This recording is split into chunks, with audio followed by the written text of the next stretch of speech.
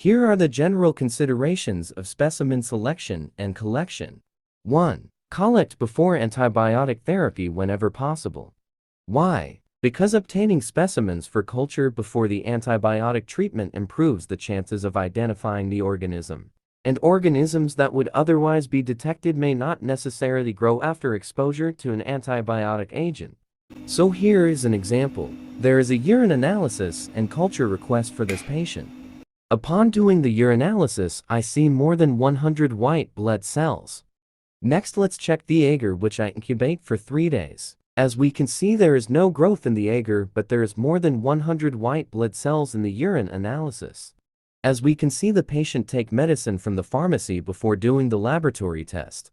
The doctor give Levox 500 mg, which is an antibiotic containing levofloxacin that may be used for bacterial infections affecting the urinary tract. Then after 3 days of taking antibiotics, she do the laboratory test. It is the reason why we see white blood cells in the urinalysis, but we are not able to grow the bacteria on the agar plate. 2. Collect material from where the suspected organism will most likely be found.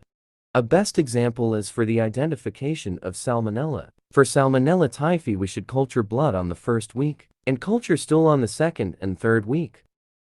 If we culture the blood or stool at the wrong time, we may not be able to grow the bacteria. So it is also important to know the duration of illness. 3. Observe aseptic technique in collection of all specimen. Proper aseptic technique is crucial to ensure the growth of pure bacterial colonies. For blood culture, we used alcohol and iodine. For the aseptic technique, we should know the aseptic technique for each specimen collection to avoid contamination. 4. Consider stage of the disease. There are 5 periods of disease: the incubation, prodromal, illness, decline, and convalescence periods. We should know the time when the pathogens increases and decreases. 6. Use of proper containers and or transport media.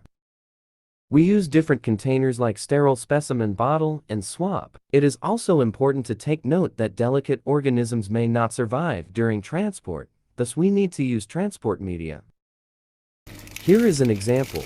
This is Amy's transport media. It contains charcoal to prolong the viability of pathogenic organisms. 7. Deliver specimen promptly. We should process the specimen promptly. Also take note of the time frame for each sample to be cultured. In short, take note of specimen acceptability. 8. Provide sufficient information to the laboratory. This includes the name, age, sex, physician, clinical diagnosis, date and hour of collection, the test requested, the culture site, and more.